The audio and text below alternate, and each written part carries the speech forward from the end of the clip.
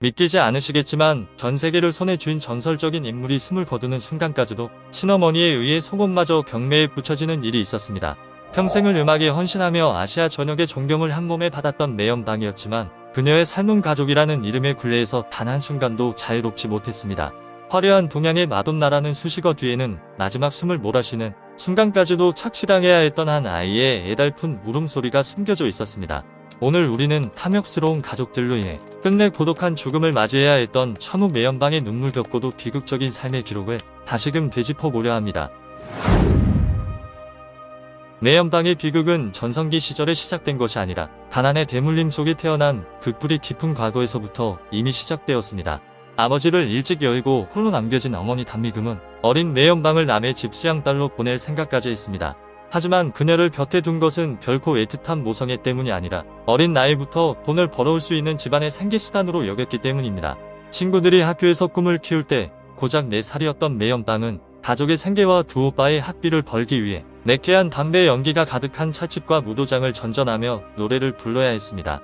당시 노래하는 계집애라는 비아냥 섞인 시선 속에 그녀는 사회적 냉대와 주변의 차가운 외면을 온몸으로 견뎌냈습니다. 그녀에게 집은 안식처가 아니라 그저 침묵하는 법을 배우고 타인의 눈치를 살피며 사랑에 굶주린 채 자라야 했던 차가운 공간일 뿐이었습니다. 훗날 그녀는 다시 태어날 수 있다면 10살 이전에 그 끔찍했던 삶만큼은 절대로 다시 겪고 싶지 않다라며 통한의 눈물을 흘리기도 했습니다.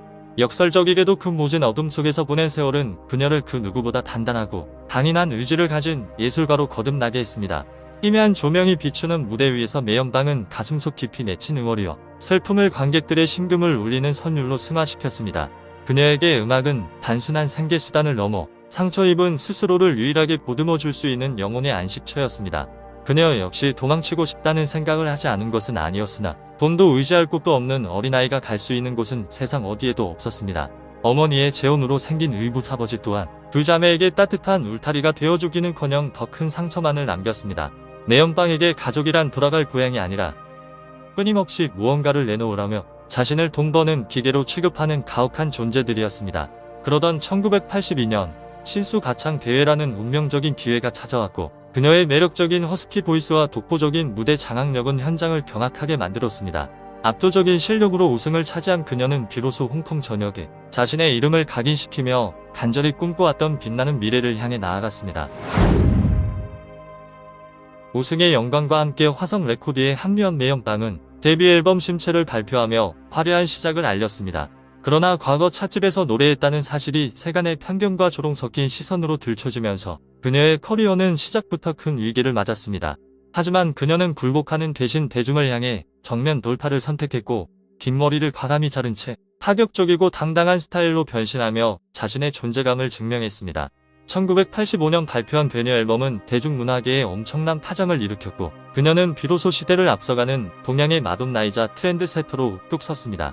천대받던 무명 가수에서 시작해 홍콩의 정점에 오른 매연방은 누구도 꺾을 수 없는 강인함을 지닌 불멸의 문화적 아이콘이 되었습니다.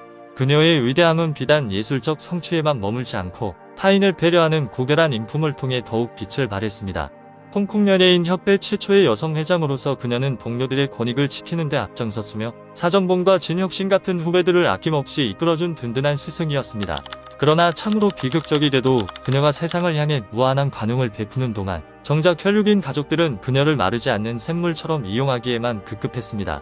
성공의 규모가 커질수록 가족들의 탐욕 또한 걷잡을 수 없이 커져갔고 1988년 오빠 매개명은 사업적 안목이 전혀 없음에도 불구하고 거액의 투자금을 요구했습니다. 내 오빠가 타 가족을 위해 그러는 거다라는 어머니의 가스라이팅에 그녀는 결국 피땀 흘려 모은 전 재산을 내주어야 했습니다. 결국 오빠는 모든 돈을 탕진한 뒤 어머니를 보증인으로 세우고 미국으로 도망쳤고 매연방은 그 막대한 빚을 갚기 위해 몸을 사리지 않고 활동해야 했습니다. 1996년 어머니가 항암재단을 설립했을 때도 그녀는 의심 없이 거액을 기부하고 홍보에 나섰지만 이는 또 다른 비극의 시작이었습니다. 어머니는 딸의 유명세를 이용해 도처에서 빚을 끌어다 썼고 이는 매연방이 평생에 걸쳐 쌓아온 명예를 순식간에 실추시키는 행위였습니다. 그녀는 세상의 편견과 시련, 심지어 시대마저도 당당히 이겨냈지만 안타깝게도 가족이라는 이름의 비정한 벽만큼은 끝내 넘어서지 못했습니다. 2001년 아티스트로서 최고의 정점에 서 있던 그녀에게 자궁경부암 판정이라는 가혹한 시련이 다시 한번 찾아왔습니다. 자궁경부암은 그녀의 집안에서 낯선 병이 아니었으며 이미 사랑하는 언니 매예방 또한 같은 병으로 세상을 떠난 뒤였습니다. 의료진은 생명 연장을 위해 자궁 적출 수술을 강력히 권고했지만 그녀는 이를 단호하게 거절했습니다. 매연방에게는 한 여성으로서 온전한 삶을 살며 가정을 꾸리고 아이를 낳고 싶다는 갈망이 죽음에 대한 공포보다 훨씬 더 절실했기 때문입니다. 그녀는 미래의 가정에 대한 신락 같은 희망을 지키기 위해 자신의 생명을 담보로 위험한 보존 치료를 선택했습니다.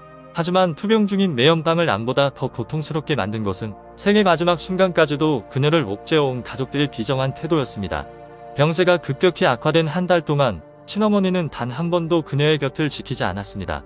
딸의 위독한 소식을 접했을 때 어머니의 첫 반응은 슬픔이 아니라 모든 재산을 자신에게 넘긴다는 유언장을 쓰라고 재촉하는 것이었습니다. 그 순간 그녀는 마지막 유언을 집행하기로 결심했으며 어머니에게는 신탁회사를 통해 매달 7만 홍콩 달러를 지급하도록 설정했습니다. 오빠 4개명과 사별한 언니의 자녀들에게는 대학 교육 기금으로 총 170만 홍콩 달러를 배정했습니다. 부동산 2곳은 절친한 친구 600이에게 남겼으며 그 외의 모든 자산은 불교 단체에 기부했습니다. 그것은 단순한 유언장이 아니라 평생 자신에게 상처를 준 이들에게 매연방이 내린 마지막 판결이었습니다. 2003년 병색은 결국 말기로 치달았고 암세포는 간까지 전이되었습니다. 매일같이 육신을 갉아먹는 고통이 이어졌지만 매연방은 휴식 대신 팬들과 작별 인사를 나누기 위한 마지막 콘서트 투어라는 과감한 결정을 내렸습니다. 이것은 단순한 공연이 아니라 한 전설의 여정을 마무리하기 위해 시간과 버리는 처절한 사투였습니다. 홍콩에서의 8회 연속 공연은 말기 암 환자에게는 사실상 불가능에 가까운 가혹한 도전이었습니다. 무대 위에 똑바로 서 있기 위해 그녀는 몸 전체에 거즈를 감고 매 공연 전마다 고용량의 진통제를 맞으며 버텼습니다. 커튼 뒤에서는 스스로 움직이지도 못할 만큼 탈진해 있었지만 무대 조명을 받는 순간 사람들은 그 어떤 생사의 기로에 서 있는 사람이라고는 믿기지 않을 만큼 당당하고 기품 넘치는 매연방의 모습을 보았습니다. 콘서트 투어 중 가장 가슴 뭉클했던 순간은 마지막 공연 밤에 찾아왔습니다. 매연방은 현실에서 그토록 갈망했지만 끝내 이루지 못했던 순백의 웨딩드레스를 입고 무대에 나타났습니다. 수만 명의 관객 앞에서 그녀는 나는 음악에게 시집갔고 무대에게 시집갔습니다라고 울먹이며 고백했습니다. 이 맹세는 그녀가 예술을 위해 자신의 모든 것을 바쳤음을 보여주는 절대적인 증거였습니다. 웨딩드레스를 입은 채 야윈 몸으로 높은 계단을 올라가며 관객들에게 안녕이라고 손을 흔들던 모습은 홍콩 연예계 역사상 가장 비장하고도 아름다운 장면으로 남았습니다. 그녀는 마지막 숨결까지 쏟아부으며 자신이 진정으로 속했던 유일한 곳, 무대 위에서 살고 무대 위에서 죽고 싶다던 염원을 이뤄냈습니다. 그러나 운명은 그녀에게 더 이상의 시간을 허락하지 않았고 마지막 공연 후 불과 며칠 뒤인 2003년 12월 30일 매연방은 향년 40세의 나이로 세상을 떠났습니다. 2004년에 치러진 그녀의 장례식에는 홍콩의 모든 예술가와 수만 명의 팬들이 모여 애도했습니다. 하지만 슬픔이 가득한 분위기 속에서도 논란은 끊이지 않았으며 장백지와 관지림은 카메라 앞에서 미소를 지었다는 이유로 거센 비난을 받았습니다. 성룡은 장례식에 늦게 도착했다는 이유로 거물 향화강에게 무릎을 꿇고 사과했다는 루머에 휩싸이기도 했습니다. 극에 달한 분노는 유독 화가 영안실까지 쫓아오는 잔인한 언론 매체들로부터 매연방이 절친한 친구 도철의 사생활을 보호하기 위해 고함을 지르며 폭발했습니다.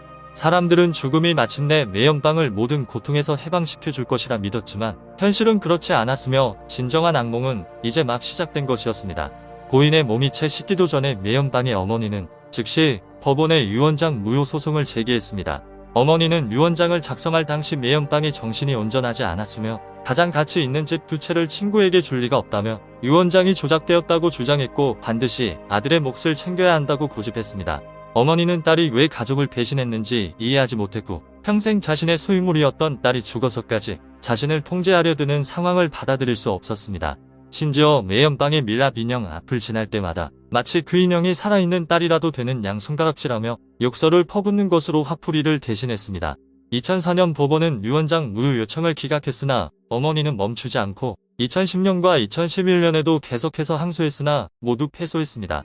법정 밖에서 그녀는 현수막을 걸고 울부짖으며 이를 세기의 재판이라 불렀고 법정 안에서는 변호사와 다투다 화가 나면 신발을 벗어 던지거나 보온병을 투척하기도 했습니다. 몇 년간 이어진 소송으로 인해 200만 홍콩 달러가 넘는 변호사 비용을 빚지게 된 그녀는 결국 2017년 파산을 선언하며 폐지를 주어 생활해야 하는 처지라고 주장했습니다. 돈에 눈이 먼 그녀는 딸의 가장 깊고 사적인 마음의 상처마저도 돈벌이 수단으로 전락시켰습니다. 그녀는 매연빵이 생전에 유독화를 깊이 사랑했었으며 그와 관계를 확인하기 위해 절망적인 심정으로 말레이시아까지 날아갔다가 상처만 입고 돌아왔다는 이야기를 공개적으로 떠벌렸습니다. 영원히 묻어두어야 했을 비밀들이 친어머니의 입을 통해 고작 대중의 관심과 원고료를 위해 낱낱이 파헤쳐졌습니다. 더 슬픈 사실은 그 싸움에 어머니 혼자가 아니었다는 것이며 오빠 매개명 또한 어머니와 손을 잡고 가세했습니다. 그들은 돈을 벌기 위해 매연빵의 사생활을 폭로하는 책을 출간할 계획을 세웠고 심지어 그녀의 유품들을 경매에 넘기는 파렴치한 짓도 서슴지 않았으며 그 중에는 지극히 개인적인 속옷까지 포함되어 있었습니다. 이 비참한 광경을 차마 지켜볼 수 없었던 생전의 절친한 친구들인 증지, 장하구, 유덕화와 팬클럽은 힘을 모으기로 했습니다. 그들은 조용히 자금을 모아 경매에 참여했고 그녀의 모든 개인적인 유품들을 직접 낙찰받아 회수했습니다. 그들이 거액을 들인 이유는 물건의 가치 때문이 아니라 고인의 마지막 자존심을 지켜주고 그 소중한 유품들이 낯선 이들의 손에 들어가 조롱거리가 되지 않게 하기 위함이었습니다. 그 와중에도 오빠 매개명은 여동생이 남긴 신탁 자금으로 고급 아파트에서 호화로운 생활을 하며 돈을 흥청망청 써댔습니다. 그녀의 일대기를 다룬 영화가 개봉했을 때는 제작사를 상대로 이름 저작권 소송을 걸기까지 했습니다. 결국 모자는 남은 이익의 조각을 두고 서로를 헐뜯기 시작했고 급기야 신문의 관계 절연 선언까지 게재하며 진흙탕 싸움을 벌였습니다. 20년이 넘는 세월 동안 매연방의 유산은 혈육이라는 이름의 이들에 의해 거의 바닥이 났습니다. 그들은 그녀의 이름과 유품, 남겨진 재산을 가로채기 위해 혈안이 되었을 뿐 그녀가 겪어야 했던 외로움과 고통에 대해서는 단 한 번도 생각하지 않았습니다. 그들의 눈에 그녀는 결코 사랑하는 가족이 아니라 그저 평생을 이용할 수 있는 부의 원천이었을 뿐입니다. 인생에서 가장 어려운 것은 화려하게 사는 것이 아니라 품위 있게 죽음을 맞이하는 것이라는 말이 있습니다. 하지만 매연방에게 과연 그녀가 누려야 마땅할 진정한 안식이 허락되었는지 의문이 듭니다. 그리고 지금 이 순간에도 얼마나 많은 이들이 그녀가 겪었던 비극 속에서 고통받고 있을까요? 여러분의 생각을 아래 댓글로 남겨주시기 바랍니다. 이런 이야기가 흥미로우셨다면 좋아요와 구독, 그리고 알림 설정을 눌러 다음 영상을 놓치지 마십시오.